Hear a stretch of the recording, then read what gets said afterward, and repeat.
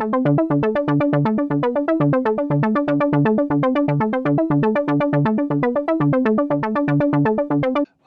been talking a lot about like where to start with your nutrition. What should I be doing? Yada yada yada.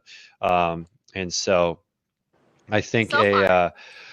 a good yeah. So far we've covered what vegetables. That was number Adding one. Last week we talked about vegetables. substituting oils. Yep. And today I think we're gonna go with snacking. Or do you want to do a combo one? No, I think because we did a bunch of stuff with inflammation, let's hit snacking and let's see where that goes. Okay, so so snacking is the other one. So eating actual meals. So I think there's so much on how many meals a day should a person eat. Should they eat 6? Should they eat 1? Should they eat 3? Like that is very personalized nutrition when we get into that. But let's just say like we eat 3 meals a day. We shouldn't be eating in between those meals. So what does that mean for food wise and like building your plate? So like if you find yourself like at 3 p.m. you're snacking and you're having a piece of fruit, adding that piece of fruit to your meal, maybe you won't eat it, maybe you will, but like really trying to get away from eating outside of meal times. If you feel like you need to eat outside of meal times, my guess is you probably need to amp up what you're actually eating in your meals. So like, are you getting enough protein? Are you getting enough carbs? Are you getting enough quality fats in your meals throughout the day? Or are you not? And that's why you're grabbing snacks. Snacks are also where we eat like almonds and cashews and like things that are great for you, but very easily lead to like one handful of cashews leads into like 3 handfuls of cashews, and now you've eaten like an extra 600 calories worth of food in one day. Like that's where snacking falls in tricky. It's a very easy time to eat a lot of extra calories. And those could have been the extra calories that lead you to losing the weight that you're trying to lose. Right, because it can be a fine line, right? Like if someone is below their needs, they're losing weight. If they're above their needs, they're gaining weight. And our body has a lot of like adaptation processes to kind of keep us stable. And so it's probably one of the best ways to just like control calorie intake because that's what we need to do because you're conscious. And so most people just run into the unconscious eating, whether it's so some good examples would be having food sitting out on your counter, right? Foods that maybe you don't want to overconsume. You're gonna go by and you're going to just grab a handful, and then you go by again and grab a little bit more, and you end up just like consuming half of a meal just by randoms here and there. So what is your thought? Like the passerby or snacker, the passerby. How do you handle this in an I mean, I think number one. How do you handle this in an office situation? Like at home, very easy. Like you put this thing in a container and you put it in a cabinet. But like, what if you grab M&Ms from the girls' candy dish that's because it's out on her desk?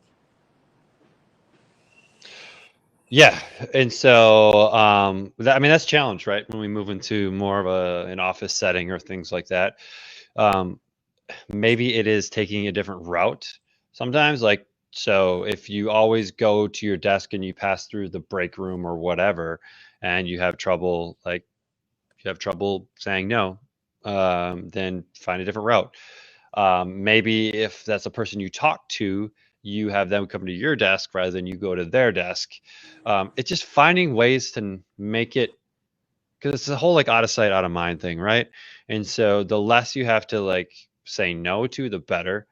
But then ultimately, probably at the end of the day, if that is something that you can't do anything about, you have to make a decision that is like, all right, cool, I'm not going to do this anymore because it isn't supporting what I want to or where I want to go. Right? Like at the end of the day, you have to make a choice and you choose what you want and does it fit with your values and what you want to where you want to go. Would you have anything to add to that? That was very strong. Like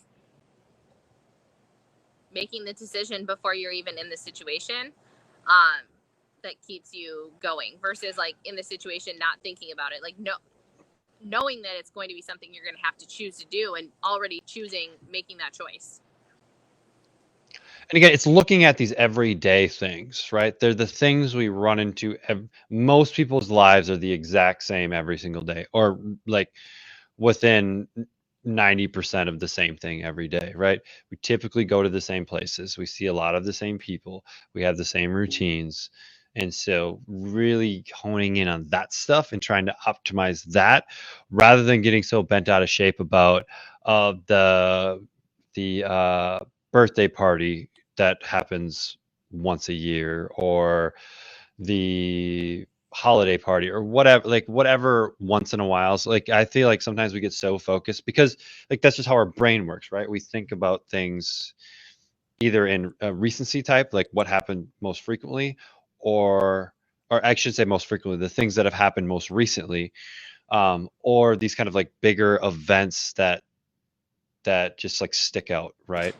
Um, and so really focusing on what are my day-to-days, what are my routines, and optimizing those, you're gonna have much better success than trying to fix the every once in a whiles, or like the one time a month when you go eat out, trying to like have the perfect eat out meal.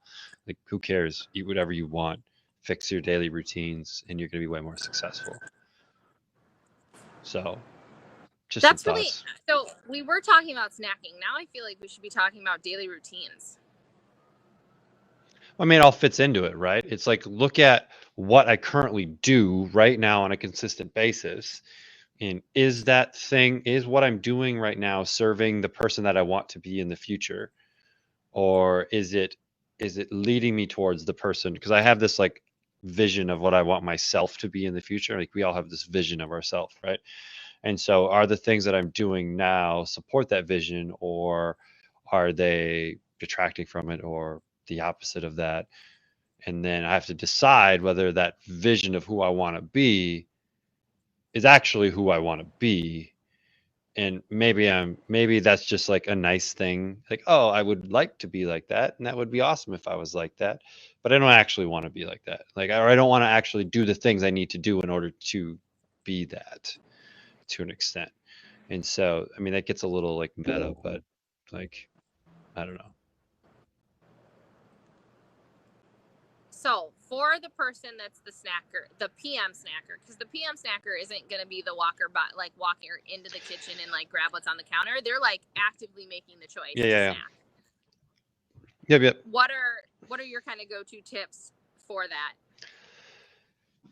So the evening one is interesting, right? And I think this is probably the most challenging one for a lot of people, the like after dinner type of thing.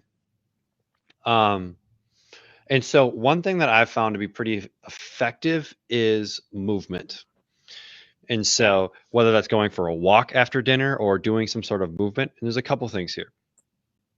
When we move, our body starts to activate different systems. So our muscular system becomes more active, which means our digestive system becomes less active. Our stomach becomes less active. And so by just moving, we kind of trick the brain into I'm being done. Right, I'm not, and so now I'm shuttling more blood into the muscular system and less to the digestive system. So that's a really interesting way to just kind of, and it gets you out of that space as well. I think where most people run into it is if you're just kind of continually in the space, aka the kitchen or wherever your food is, it's hard to just continue to say no. But getting out of that space is huge, and doing something. So I think an evening walk can be a really good thing. Um, That would be probably my main one. That would probably be, and then brushing your teeth, I think, is really interesting too. Where you brush your teeth fairly soon after your last meal, because now, like, no one wants to brush their teeth twice, right? Like, no one wants to do that. And so, if you do it once, and then you're gonna eat again, then you probably brush your teeth again, and it's like, I don't know if like brushing my teeth again. Like I think there's enough, like it's like putting a little mini barrier in there, right? So just like make it hard. Like sometimes that's all you need. Like, oh yeah, I don't want to brush my teeth again. Okay, cool. I'm not gonna have anything because I wasn't hungry anyways. So whatever. What if they are hungry afterwards? Like, what if they're like eating like a peanut butter and jelly sandwich?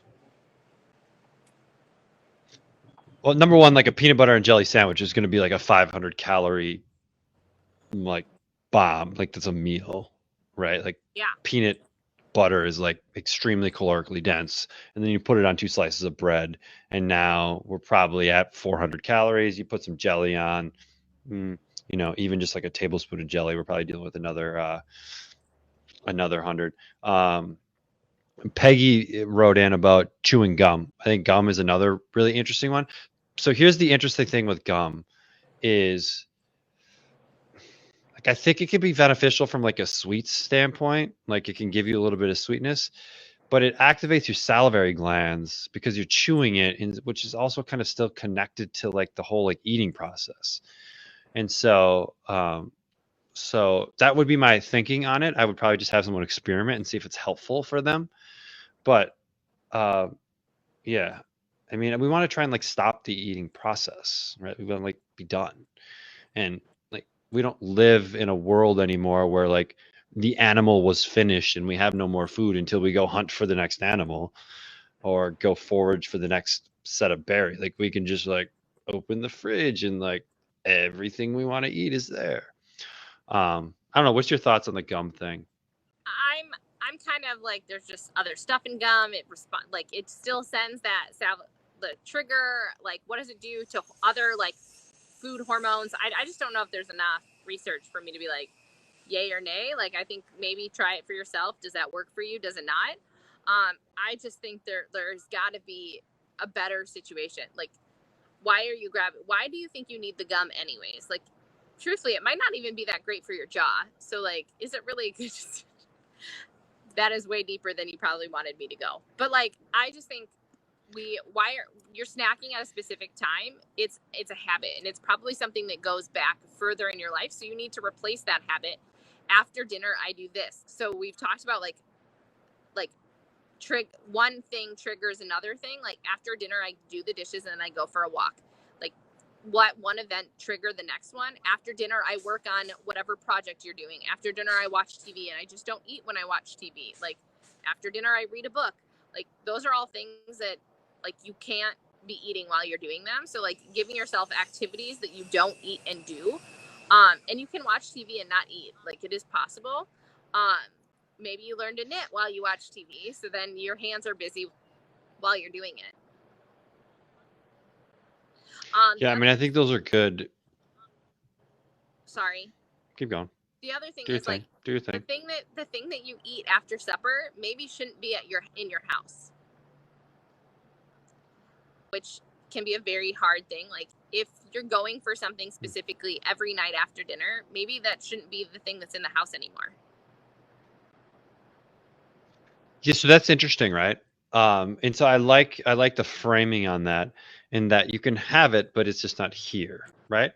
Maybe ice cream is your deal, and instead of having the gallon container in the freezer, you can have ice cream. That's fine, but you just have to go out and have it, and maybe you'll do that a few times. I bet But if it's then winter most in of the time Redwood, you'll you're probably way less likely to go get it. right. And so then we get into like did I actually want it, or was it just like, yeah, I could like some ice cream, or I just was in the routine, right, of doing that. Not that ice cream is bad. I love ice cream. Love the stuff. But eating it every day, it will not love my body. So it is what it is. Doesn't love my body at all. Yeah, well, if you have any sort of lactose issues, yeah, you're screwed. So no, I think that's good. I think the evening one is the hardest. So just to kind of recap, if anyone's just jumping on with us now, we find evening snacking to be one of the most challenging for clients. And so finding an activity to replace it with, something doing, is really helpful. I think movement is great. I think movement really um, in general solves a lot of things from an eating standpoint. And there's plenty of data on movement after meals to be beneficial. It's a common practice in other countries. So I'm just kind of checking some of these comments that come in. So in the camper, just so everyone knows, so in the camper, because I can see my kitchen all of the time, Like I always think that I need to eat, so I've started getting in the ritual when Zach goes to snack, because it's his habit, not mine.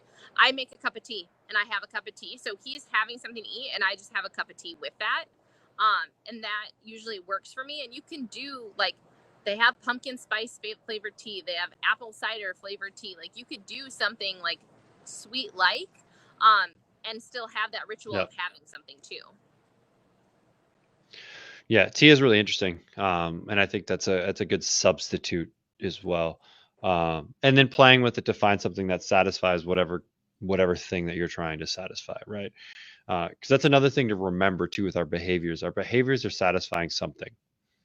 They're satisfying something. It's our job to figure out the thing that they're satisfying, and then potentially find something else to satisfy that thing. And but that's, I mean, that's a lot deeper, but I mean, that's how we have to start kind of investigating our behavior, right? All behaviors have a reason behind them. They're serving a purpose, and it's for us to figure out what that purpose is, and then we can do something different to get the same results, because ultimately we're looking for a result. So, yeah, super interesting. So when we're thinking about, where do I start with my nutrition? One good spot for someone could be to, like, instead of snacking, I just eat meals. Cool. Just eat meals. And what we talked about for clients too is just like, if you don't really have a snack, just put it together with the meal. But and the number of meals doesn't matter. Like 1, 2, 3, 5, like whatever works for you. You have to find out what works for you, and then you have to work it for a long enough period of time to see if it's successful. So this doesn't need to be complicated. Even if you're eating just like a lot of processed food, just eat 2 or 3 meals a day and just like see what happens. And then you can work on the next thing from there. It's just a super easy way to start.